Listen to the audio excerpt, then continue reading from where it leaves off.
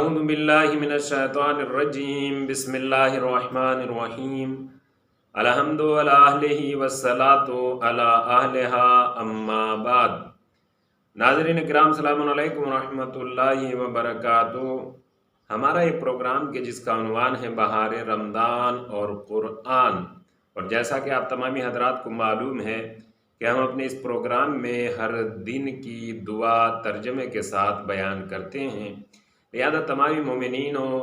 مومنات کی خدمت میں گزارش ہے کہ وہ آج ماہ مبارک رمضان کے 11ویں دن کی دعا ترجمے کے ساتھ سماعت فرمائیں۔ بسم اللہ الرحمن الرحیم، اللہم صل علی محمد وآل محمد، اللہم حبب الی فیہ الاحسان وكره إلي فيه الفسوق والعصيان وحرم علي فيه السخط والنيران بعونك يا غياث المستغيثين۔ بسم اللہ الرحمن الرحیم۔ اے معبود، اس مہینے میں نیکی اور احسان کو میرے لیے پسندیدہ قرار دے،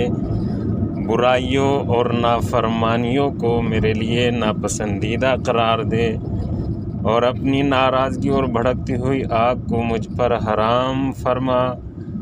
اپنی فریاد رسی کے واسطے اے فریادیوں کے فریاد رس۔ دعا اور اس کے ترجمے کے بعد ہم بڑھتے ہیں اپنے پروگرام کے دوسرے حصے کی طرف، کہ جہاں ہم آپ حضرات کی خدمت میں قرآن مجید سے ریلیٹڈ کچھ باتیں بیان کرتے ہیں یا کوئی داستان بیان کرتے ہیں۔ لہذا اس سلسلے میں آج بہت ہی انٹرسٹنگ اسٹوری یا بہت ہی عظیم داستان آپ حضرات کی خدمت میں بیان کر رہے ہیں، اور داستان کچھ اس طرح سے ہے کہ اللہ کے رسول حضرت محمد مصطفیٰ صلی اللہ علیہ وآلہ وسلم کی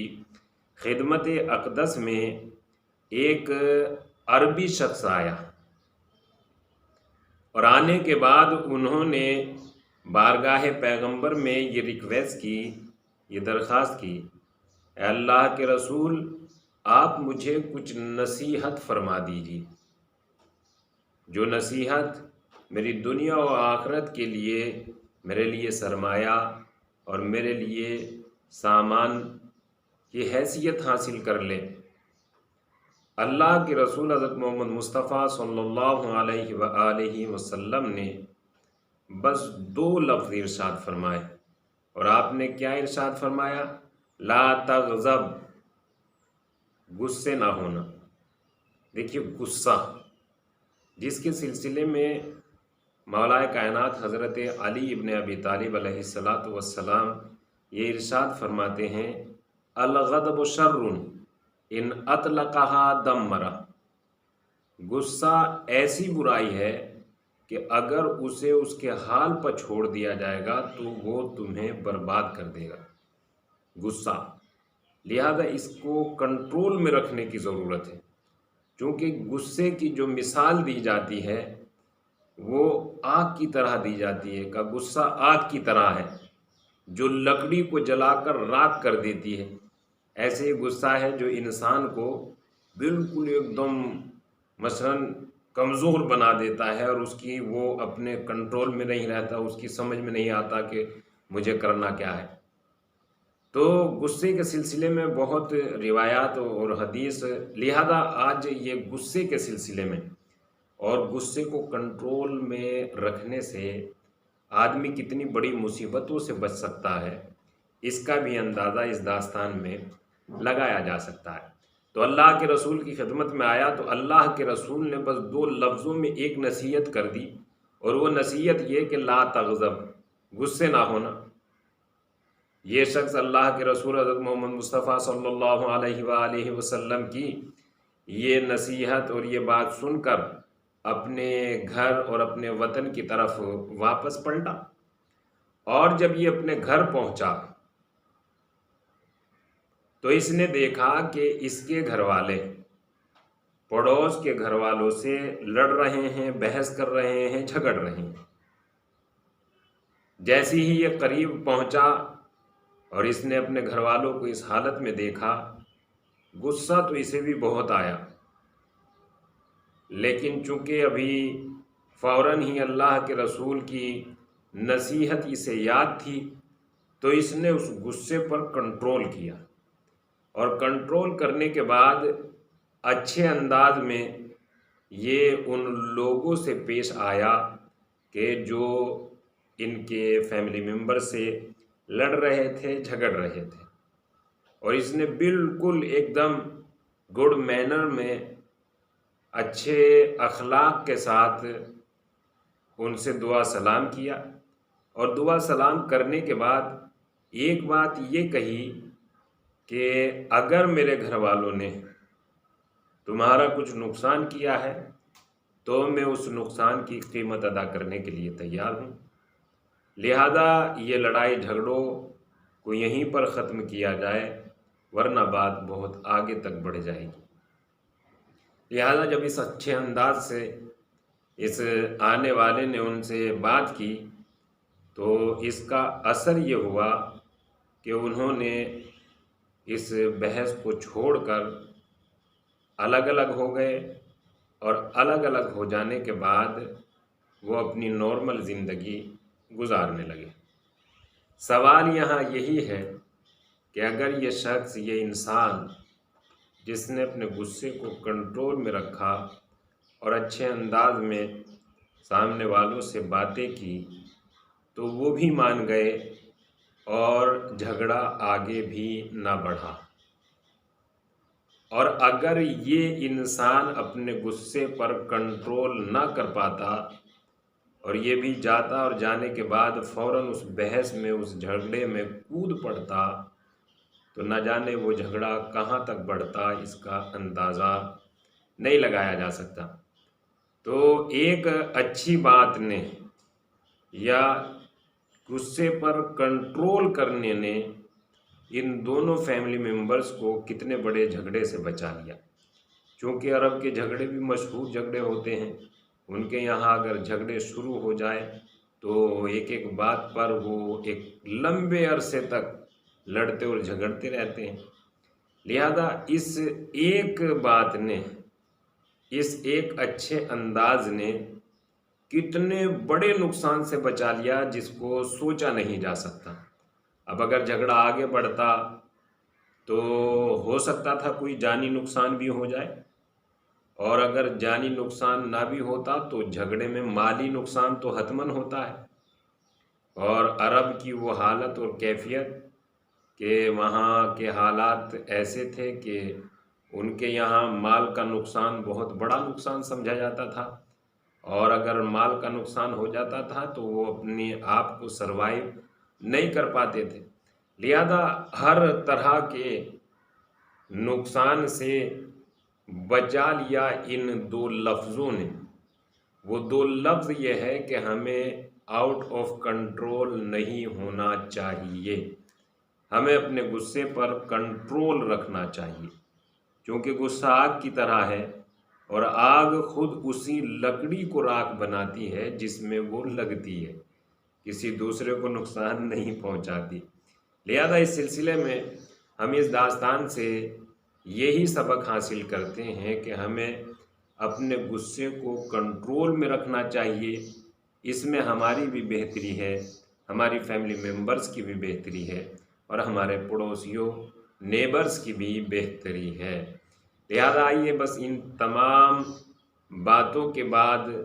رب کریم کی بارگاہ میں دعا کرتے ہیں، مالک تجھے اس مہینے کی رحمت و برکت کا واسطہ ہمیں اپنے غصے کو کنٹرول میں رکھنے کی توفیق عطا فرما، اور ہماری عبادتوں کو، ہمارے روزوں کو اپنی بارگاہ میں قبول و مقبول فرما۔ وآخر الدعوانا ان الحمد للہ رب العالمین۔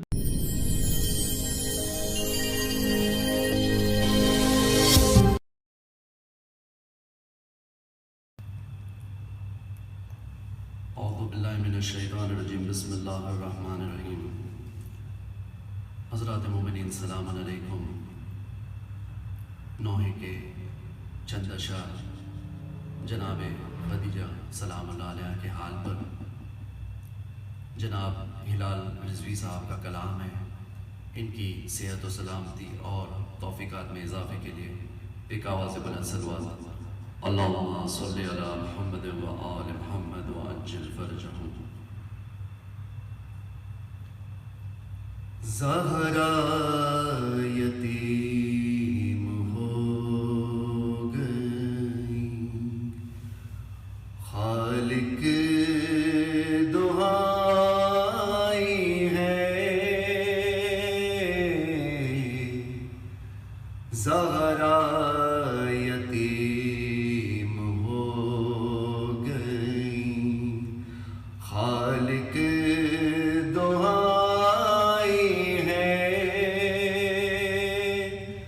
زہرا یتیم ہو گئی،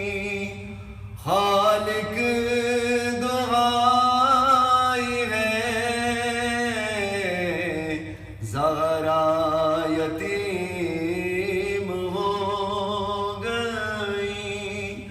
خالق دعائی ہے، قضا جناب خدیجہ کو آئی ہے، ہائے قضا جناب خدیجہ کو آئی ہے، اب کون ساتھ دے گا خدا کے حبیب کا، اب کون ساتھ دے گا خدا کے حبیب کا، سات غموں کی کیسی پیمبر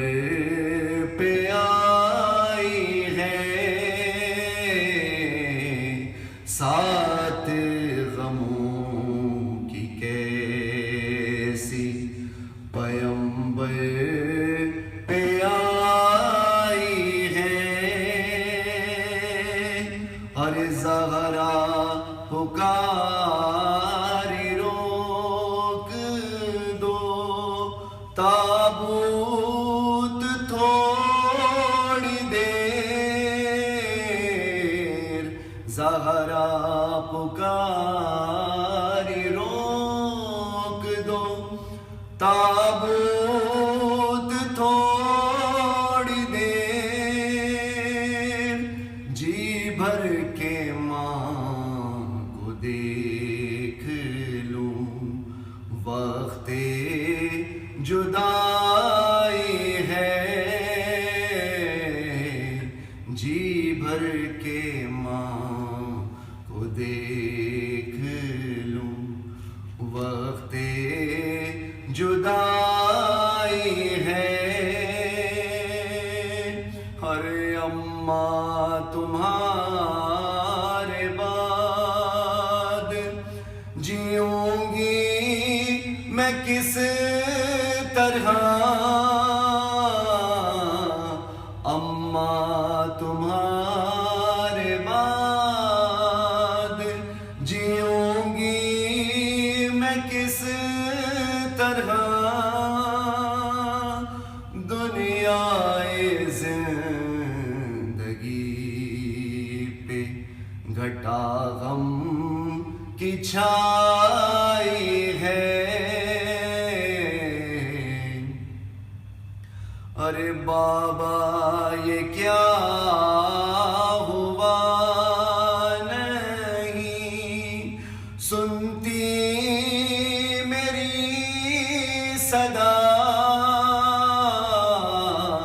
بابا یہ کیا ہوا نہیں سنتی میری صدا، اماں نے ہم نظر کیوں